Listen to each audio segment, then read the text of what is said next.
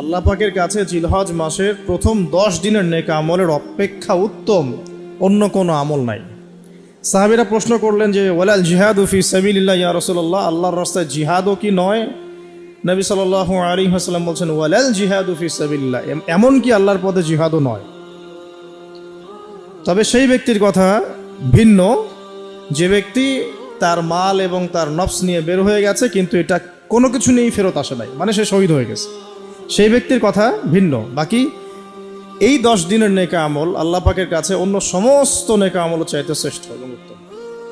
আল্লাহ পাক সূরা ফজরের মধ্যে এই 10 দিনের কথা বলেছেন, ওয়াল ফজরি মানে প্রভাতের কসম বা ফজরের কসম, ওয়ালায়ালিন আশর এবং 10 রাতের কসম। এই ওয়ালায়ালিন আশর 10 রাত বলতে মুফাসসিরিনে কেরাম এই জিলহজের প্রথম 10 দিনকে বোঝান, এই 10 রাতকে বোঝান। আবার সূরা ওয়াস-সামাই যাতিল বুরুজ, আমরা সূরা বুরুজ পড়ি, ওয়াল ইয়াউমিল মাউউদ ওয়া শাহিদি ওয়া মাশহুদ, এখানে শাহিদ বলতে আরাফার দিনকে বোঝানো হয়, ওয়া মাশহুদ বলতে জুমার দিনকে বোঝানো হয়। তো এই আরাফার দিনও কিন্তু এই 10 দিনের মধ্যেই পড়ে গেছে। আরেকটা হাদিসে এসেছে যে এই 10 দিনের মধ্যে যে আরাফার দিনটা আছে, এই আরাফার দিন সম্পর্কে নবী সাল্লাল্লাহু আলাইহি ওয়াসাল্লামকে জিজ্ঞাসা করা হচ্ছে, ইয়া রাসূলুল্লাহ এই দিনের ফজিলত কি? নবী করিম সাল্লাল্লাহু আলাইহি ওয়াসাল্লাম বলেন আহতাসিবু আলাল্লাহ, আমি আল্লাহর কাছে আশা করি যে এই দিন মানে আরাফার দিনের সিয়াম রোজা, এটা কি হবে? কাফারা মানে মাফের কারণ হবে, গুনাহ মাফের মোচনের কারণ হবে। সানাতাল্লাতি ক্বাবলা ওয়া সানাতাল্লাতি বা'দা, মানে বিগত 1 বছরের আগামী 1 বছরের 2 বছরের গুনাহ মাফের কারণ হবে একটা রোজা আরাফার সওম। মাশাআল্লাহ, সুবহানাল্লাহ। তো এই 10 দিন এর মধ্যেও পড়ে গেছে আবার হজ, এই 10 দিনের মধ্যেই পড়ে গেছে কি? হজ, হজও এর মধ্যে। আবার কুরবানি নাহর এটাও এর মধ্যে। তার মানে এমনি নর্মাল ইবাদত, নর্মাল বলতে আমরা গতানুগতিক যে ইবাদত করি, সালাত, সিয়াম, সাদাকা, হজ, আবার কুরবানি, আবার আরাফার দিন, সব কিছু মিলে এই 10 দিন বা 10 রাত একসাথে। তাহলে এখান থেকে বুঝতে পারছি যে এর গুরুত্ব কতটুকু। এখন প্রশ্ন হচ্ছে আমরা এই 10টা দিন কিভাবে কাটালে পরে একটা ইফেক্টিভ 10 ডেজ কাটাতে পারবো জিলহজ মাসের। তা আমি কয়েকটা পয়েন্ট আপনাদের সাথে শেয়ার করি, আল্লাহ পাক আমরা সবাইকে আমল করার তৌফিক দান করুন। প্রথম যে বিষয়টা খেয়াল রাখতে হবে সেটা হলো নিয়াত বিশুদ্ধ করতে হবে। প্রতিটা হাদিস গ্রন্থের একটা মৌলিক হাদিস হলো ইন্নামাল আমালু বিন্নিয়াত, আরেকটা হাদিস হচ্ছে ইন্নামাল আমালু বিল খাওয়াতিম। আমল ডিপেন্ড করে নিয়াতের উপরে এবং আমল ডিপেন্ড করে শেষ পরিণতির উপরে। মানে একজন মানুষ ভালো পথে চলছে, চলতে চলতে খারাপ হয়ে গেল, ওই অবস্থায় মৌত হলো, তার পরিণতি ভালো হলো না। একজন মানুষ খারাপ পথে চলছে, তওবা করে ফিরে আসলো, এসে ভালো পথে চলা শুরু করে এখানে মৃত্যুবরণ করলো, তার পরিণতি ভালো হবে। ইন্নামাল আমালু বিল খাওয়াতিম, আমল শেষের উপর নির্ভর করে। আর আমরা তো জানি না যে কার শেষ কখন, এই কারণে সবসময় আমলে ব্যস্ত থাকা উচিত। আল্লাহ পাক তৌফিক দান করুন। আল্লামা তাকি উসমানী দামাত বারাকাতহু, তার উস্তাদ তাকে বলতেন, তিনি তার কিতাবে লিখেছেন যে আমার উস্তাদ আমাকে বলতেন, আমার শাইখ আমাকে বলতেন যে প্রতিদিন দেহের যেমন খোরাক আছে ঠিক তেমনি প্রতিদিন আত্মার খোরাক জোগাড় করো। প্রতিদিন দেহের খোরাকের জন্য আমরা 5 বার 3 বার 4 বার খাওয়া দাওয়া করি, নাস্তা খাই, সব মিলে 4-5 বার খাওয়া দাওয়া করি, পানি পান করি, ভিটামিন নেই, প্রোটিন নেই, কার্বোহাইড্রেট নেই, মিনারেলস নেই, তাই না? দুধ খাই, কত কি খাই। তো এগুলো দেহের খাবার। অনেকের সাথে আবার হারামও কিছু খাবার খায়। আর রুহের খাবার, প্রতিদিন রুহের খাবার জোগাড় করো। তিনি বলছেন এভাবে যে অন্তত একটা সময় নামাজের পরে, হক ফজরের পরে বা মাগরিবের পরে বা আসরের পরে কিছুক্ষণ ধীর স্থিরভাবে নীরবে বসে থাকো, আল্লাহর জিকির করতে থাকো, কোরআন তেলাওয়াত করতে থাকো, তাসবিহ তাহলিল করতে থাকো, আল্লাহর কাছে দোয়া করতে থাকো, হোক শেষ রাতে বা ফজরের পর বা মাগরিবের পর বা এশার পর, আপনার সুবিধা মতো সময়। ফজরের পর করতে পারলে বেশি ভালো হয়, শেষ রাত্রে করতে পারলে বেশি ভালো হয়। তো তার উস্তাদ তাকে বলতেন এটা হলো আত্মার খোরাক, এর মধ্য দিয়ে আমরা আত্মার খাবার পাই।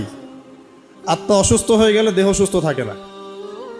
আমাদের সমাজে আমরা যারা চলাফেরা করছি আমাদের বেশিরভাগের প্রবলেম একটা, আমাদের আত্মাগুলো দূষিত। এখন আত্মাগুলো দূষিত, এটা আমি 100% গ্যারেন্টি দিয়ে বলতে পারি। আত্মা দূষিত না হলে আমাদের চোখের হেফাজত করা সহজ হতো। আত্মা দূষিত না হলে আমাদেরকে সলাতে আসতে এত বেগ পেতে হতো না। আত্মা দূষিত না হলে সদাকা জাকাত দিতে মনের মধ্যে এত কণ্ঠতা বা কি বলবো এত মানে কনজাস্টেড ভাবনা চিন্তা আসতো না। আত্মা দূষিত না হলে কিন্তু আমরা আল্লাহ পাকের বিধান পালনে এত যুক্তি বিজ্ঞান দর্শন খুঁজতাম না। মানে আমাদের আত্মা কিন্তু অলরেডি করাপ্টেড। তো এটা নিজের বিবেকের সাথে প্রশ্ন করলেই পাওয়া যাবে আয়নার সামনে দাঁড়ালে। তো এই আত্মা এখন বিশুদ্ধ করার জন্য আল্লাহ পাকে মৌসুমগুলো দিয়েছে। এই 10 দিন আমরা প্রথম যে কাজটা করতে পারি সেটা হলো নিয়তটা বিশুদ্ধ করা, যে আমি প্রত্যেকটা কাজ আল্লাহ পাকের সন্তুষ্টির জন্য করছি।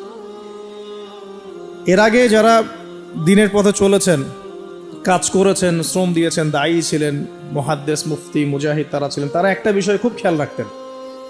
অনেকগুলো কিতাব পড়াশোনা করে এই জিনিসটা আমি পেয়েছি, অনেকগুলো কিতাবই আছে, যে তারা যে কোনো কাজ করার আগে একটু ধীরস্থিরভাবে বসতেন বা 1 মিনিট একটু চিন্তা করতেন, আগে নিয়তটা খালাস করতেন, আমি এই কাজটা আল্লাহর জন্য করছি।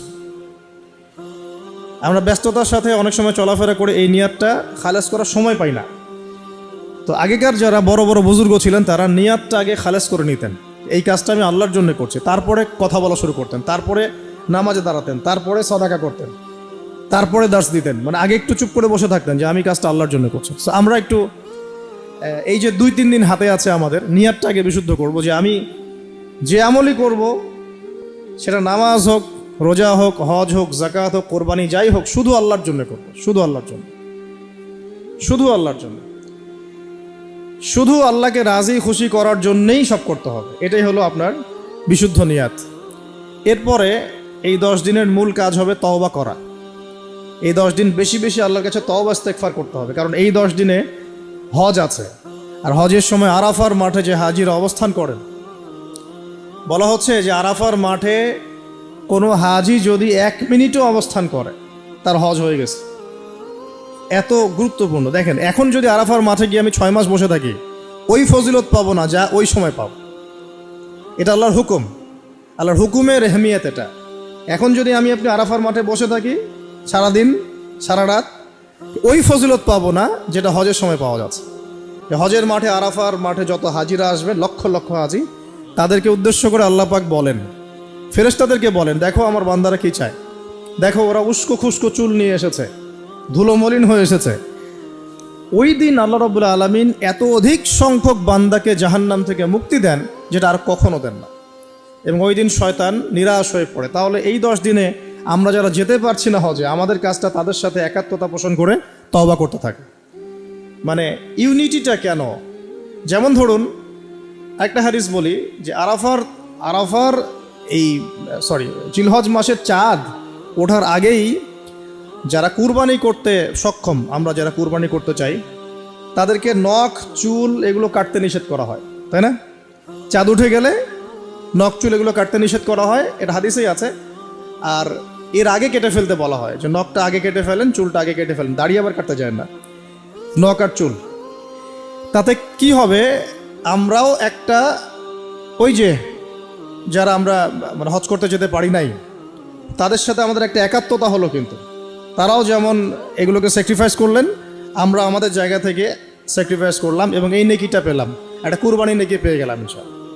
কিন্তু আমি কিন্তু ওখানে গিয়ে কুরবানি করতে পারি নাই। তাহলে সারা মুসলিম বিশ্বের সাথে একটা একাত্মতা পোষণ করা হলো, ইউনিটি দেখা হচ্ছে এখানে। তো এই জিনিসটাই ওখানে তারা তওবা করেন, আমরা এই সারা এই 10টা দিন 10টা রাত তওবা ইস্তেগফার করতে থাকবো। আল্লাহ পাক তৌফিক দান করেন। কমপক্ষে দিনে 100 বার আস্তাগফিরুল্লাহ ওয়া আতুবু ইলাইহি, এটা বলা উচিত। এরপর একটা বললাম নিয়াত, এরপরে তওবা। এরপরের কাজটা হচ্ছে, বলে ফেলেছি অলরেডি, যে আমাদের চুল নখ যেগুলো আছে এই 2-3 দিনের মধ্যে কেটে ফেলবেন। আগামী সোমবারে কিন্তু শুরু হচ্ছে আমাদের, তাই না? আগামী সোমবারে প্রথম জিলহজ শুরু হচ্ছে। তাহলে যদি সওম রাখতে চান তাহলে রবিবার রাতে সাহারি খেতে হবে। তো চুল নখ এগুলো যা যা আছে অন্য জায়গার পশম, এগুলো উঠিয়ে ফেলতে হবে, কামিয়ে ফেলতে হবে।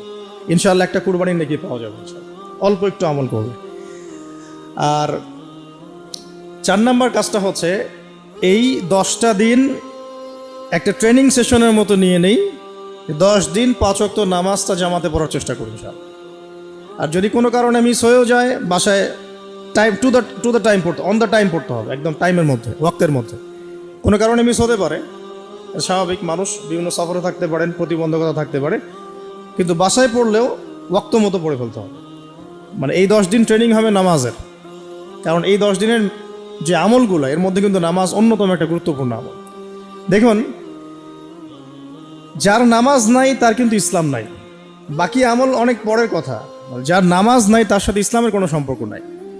মান তারাকা সালাতান মুতাআম্মিদান ফাকাদ কাফার, কেউ যদি ইচ্ছাকৃতভাবে তার উপর অর্পিত ফরজ নামাজকে ছেড়ে দেয়, সে কাফের হয়ে গেল। এটাই সবচেয়ে স্ট্রং ফতোয়া, সবচেয়ে মানে সহজ এবং নরম ফতোয়া দিয়েছেন ইমামে আজম আবু হানিফা রাহিমাহুল্লাহ। তার ফতোয়া সবচেয়ে নরম, বাকিদের আরও অনেক কঠিন। তিনি বলেছেন যে তাকে 3 দিন বা 7 দিন জেলখানায় বন্দি করে রাখতে হবে। যতক্ষণ পর্যন্ত না সে তওবা করে ততক্ষণ জেলখানায় থাকবে। তাকে প্রথমে 3 দিন 7 দিন সময় দিবে, তওবা করে ফিরে আসে কিনা। তওবা করে ফিরে না আসলে ওকে ওখানে রেখে দিবে, তওবা করে ফিরে আসলে ছেড়ে দাও। এই নরম ফতোয়া না এটা। অন্য ইমামদের ফতোয়া হচ্ছে ফাকাদ কাফার, সে ব্যক্তি কুফরি করেছে।